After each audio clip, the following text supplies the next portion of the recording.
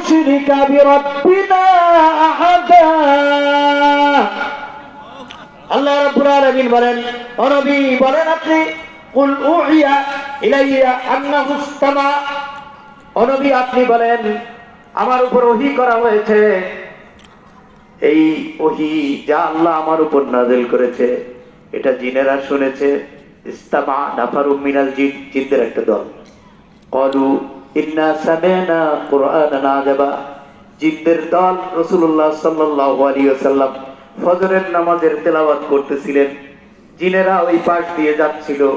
সূরা জিন কোরআন শরীফে আল্লাহ নাযিল করেছেন, ওর মধ্যে আল্লাহ বলছেন যাচ্ছিল, রাসূলের তেলাওয়াত শুনে ওরা চারপাশে ঘিরে দাঁড়ায় গেছে।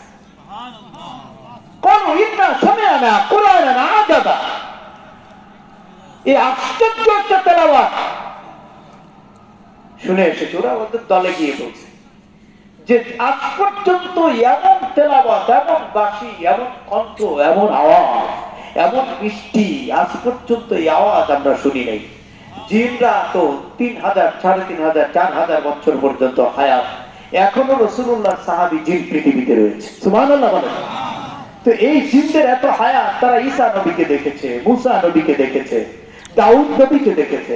জাবুর তেলাওয়াত শুনলাম, তারা তাওরাত তেলাওয়াত শুনলাম, ইনজিল তেলাওয়াত শুনলাম, পৃথিবীর কত গান বাদ্য কত কিছু শুনলাম, কিন্তু কোরআনুল কারীমের তেলাওয়াতের মধ্যে যে মধুরতা আছে, এত সুন্দর তেলাওয়াত আমরা কোনোদিন শুনি নাই। আল্লাহু আকবার, আল্লাহু আকবার, আল্লাহু আকবার।